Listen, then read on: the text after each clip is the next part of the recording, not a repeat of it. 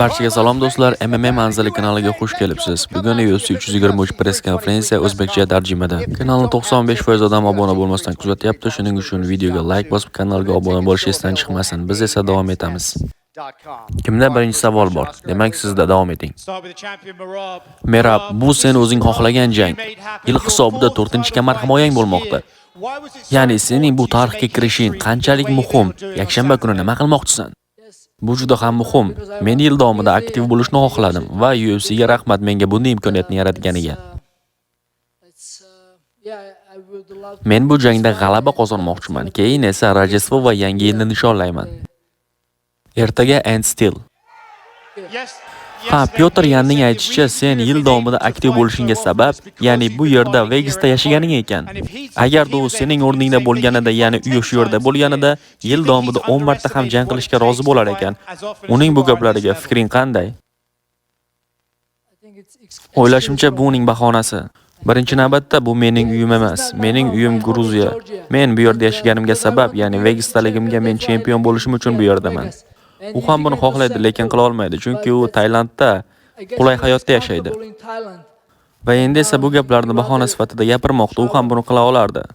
Qayerda bo'lmasa, men jang qilganman. Belgilangan janglarim New Jerseyda, Kanadada, Rossiyada ham jang bo'lgan. Va AQShning boshqa ko'plab shtatlarida jang bo'lgan. Mana nima uchun biz jangchilarmiz. Ular bizga qayerni berishsa, o'sha yerda jang qilamiz. Bu hech qanday sir emas. UFC Vegasda juda ham ko'p turnirlarni tashkil qiladi. Agarda sen ham shu turnirlarda qatnashmoqchi bo'lsang, Vegasda yashashing kerak. Do'stlar, yakshanba kuni bizni qaynoq janglar kutmoqda. Merab Dvalishvili Pyotr Yang revansh jangi. Merab hozirda UFCdagi eng dominant janglarni ko'rsatmoqda. U haqiqiy mashina. U hamma rekordlarni buzib tashlamoqda. Pyotr Yang uning kardiosi va takedownlariga qarshi chora topa oladimi? Va eng asosiysi, hamyurtimiz Bogdan Guskov ham sobiq chempion Blakovichga qarshi jang qiladi. Siz janglarni kuzatish bilan birgalikda daromad ham topishingiz mumkin. Buning uchun video kommentariyasidagi Telegram kanalimizga o'ting va aniq prognozlar va bonuslarni qo'lga kiriting. Sening Pyotr Yan bilan birinchi janging juda ham hayratlanarli tarzda bo'lgandi. Ikkinchi jangga ham shu uslubda chiqmoqchimisan yoki boshqacha ssenariy bo'ladimi? Qaytara olasanmi? Birinchi janging faoliyatingdagi eng zo'r janglaringdan biri edi. Shanba kuni qanchalik rivojlantirding buni? Bu mening uchun navbatdagi sinov. Menda anchagina rivojlanishlar bo'lgan. O'ylaymanki, u ham yaxshigina saboq chiqargan. Bir xil energiya, o'ylashimcha, bu boshqacharoq bo'ladi. Bu safar men jangda texnika va skilllar tarafdan anchagina o'sgan holatda bo'laman. O'ylashimcha, Pyotr ham biroz agressiv bo'ladi. U meni ta'qib qilib nokaut qilishga harakat qiladi, sababi birgina yo'l bilan u meni to'xtatishi mumkin, u ham bo'lsa nokaut. Agarda jang hakamlar qaroriga borsa, albatta men g'alaba qozonaman. Ya'ni sen Merabning gaplariga qo'shilasanmi, uni to'xtatish uchun yagona yo'l nokautmi yoki hakamlar qarori bilan ham g'alaba qozonsang bo'ladimi? Hey bolalar, Las Vegas. Shanba kuni kechqurun ham men uni nokaut qilishga harakat qilaman. Birinchi jangda Merab senga qarshi 49 marotaba takedown harakatini amalga oshirdi. Bu safar uning bu harakatlarini to'xtatish uchun nima qilmoqchisan? Birinchi jangda men u bilan bir qo'lim bilan kurashdim. U bir qo'limga 49 marotaba takedownga harakat qildi.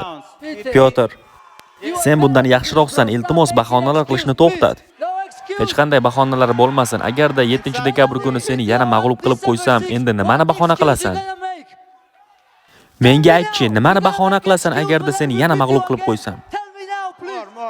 Ko'proq gapir, ko'proq. Nimani bahona qilmoqchisan deyapman? Ko'proq gapir, ko'proq.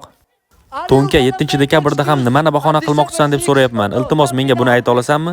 Jarohatlaring bormi? Ko'proq so'ra, yana ko'proq so'ra. Jarohatlaring bormi deyapman. Shanba kuni biz ko'ramiz, xo'pmi?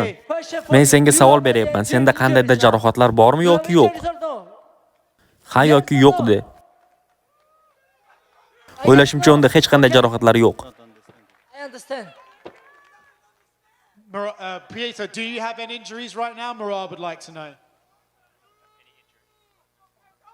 Look, I understand. У тебя сейчас какие-то травмы Это кто есть? спрашивает? У тебя спрашивают, есть ли какие-то травмы? Ребята, я отлично себя чувствую. В эту субботу вы увидите просто меня в лучшей форме.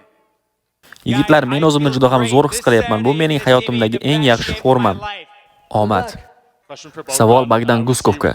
Sen bugun Hitman 47 imagedasan. Bu shanba kuni bo'ladigan jangingga qandaydir aloqadorligi bormi? Nima planlar bor?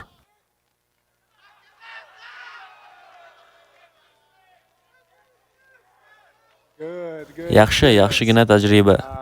Ha, bugun men Hitman 47 obrazidaman. Bu shunchaki muxlislarni xursand qilish uchun tayyorlandi. Qanday tushuntirsam bo'ladi? Ya'ni bu hammasi muxlislar uchun tayyorlandi. Ya'ni bu odamlarni qizdirish uchun. Savolim Yan Blaxovichga. Yan, sizlar bu kartdagi katta og'ir vazndagi jangchilarsiz. Qolganlarga qaraganda bu kartni ochib berasiz. Muxlislarga nima taqdim eta olasiz? Bu jangga taxminlaring qanday? Ha, juda ham baxtiyorman yana jang qilayotganimdan. Men bu jangda mag'lub bo'lishga haqqim yo'q. Chunki undan 10 yilga kattaman va 10 yil ko'proq mashq qilishga vaqtim bo'lgan. Shuning uchun mag'lub bo'lishga haqqim yo'q. Afsonaviy Polsha kuchi. Va eshiting, men undan 10 yoshga katta bo'lsam ham sochimdagi tolalar unikidan ko'proq. Savolim Merab va Aleksandr Pantojaga. Sizlar boshqa UFC'dagi barcha chempionlarning kamar himoyalarini qo'shib hisoblaganda ham ulardan ko'proq kamarni himoya qilgansiz. Hamma kamarni bo'sh qoldirib yuqori vaznga o'tmoqda. Sizlar nega hali ham kamarni himoya qilishda davom etmoqdasiz? Eshiting, ha, men o'z vaznimga diqqat e'tiborimni qaratganman. Men hozircha hech qanday yuqori vaznga yoki pastga tushish niyatim yo'q. Diqqat e'tiborim hozir divizionni tozalashga qaratilgan. Agarda bu jangimdan keyin menga UFC rahbariyati tepaga yoki pastga tushish haqida gapirsa, bu haqida keyin muhokama qilamiz. Hozir esa oldimda katta chaqiriq turibdi. Pyotr Yan, men uni yakunlashim kerak. Bilasiz, u ham meni nokaut qilmoqchi, lekin mening ishim bu yigitni to'xtatish. Hey Pyotr, sen mening jakyuzimga kelishing mumkin. Bu jangdan keyin kelishni xohlaysanmi? Sening jakyuzingda o'zi kimlar bo'ladi? Yana bir bor qaytarib yubor. Скажи, что в его джакузи у него хватает уже девочек. Aytishcha, jakyuzingda yetarlicha odamlar bor ekan, unga ehtiyoj yo'q ekan u yerda.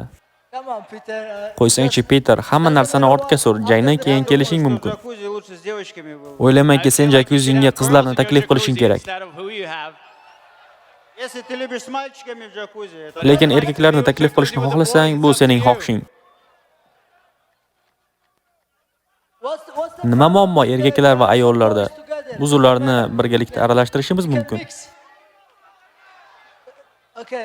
Bo'pti, faqat erkaklar bo'ladi. видел, что у тебя только мальчики в джакузи. Men shu paytgacha sening jakyuzingda faqat erkaklarni ko'rganman.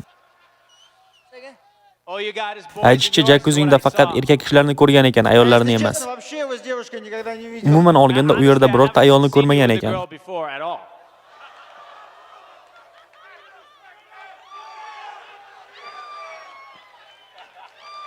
Pantoja, Merabga berilgan bir xil savol ham senga. O'zimni juda ham ajoyib his qilyapman. Bu hammasi qattiq mehnatning samarasi. Men va Merab bu natijaga chiqquncha biz juda ham qattiq mehnat qilganmiz. Boshqa divizion chempionlari esa ular kamar imkoniyatini osonlikcha olishgan. Ular shuning uchun ham dangasalar, lekin men va Merab bu kamar jangini olishguncha juda ham qattiq mehnat qilganmiz. Shuning uchun ham biz janglarda aktiv bo'lishni xohlaymiz. O'zimizni namoyish qilmoqchimiz. Bu kamarlardan ayrilib qolish niyatimiz yo'q. Va hozirda pound for pound ham chalkashib ketgan. Biz uni to'g'rilashimiz kerak. Odamlar aytishadi 57 kilogramm bu eng zerikarli divizion deb. Lekin biz harakat qilyapmiz. Janglardan tashqarida rivojlanmoqdamiz. Har jangimizda yaxshiroq chiqishga harakat qilyapmiz. Mana bizga nima motivatsiya beradi? Qolgan chempionlarni ko'rasan, ular boshqa kamar uchun harakat qilib ko'rishadi va qandaydir mayda jarohat sabab 6 oy jangdan chiqishadi.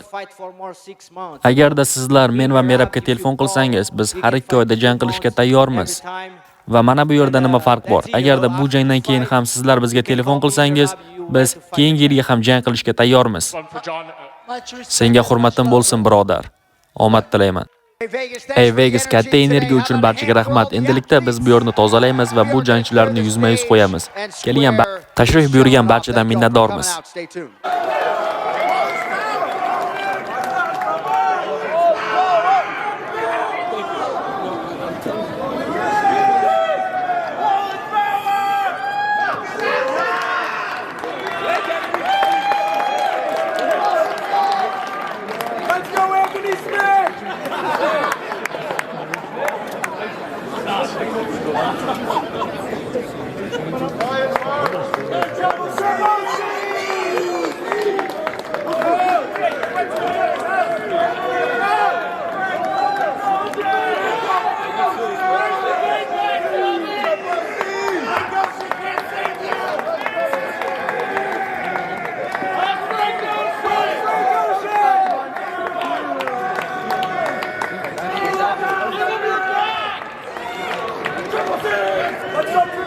Big bossy!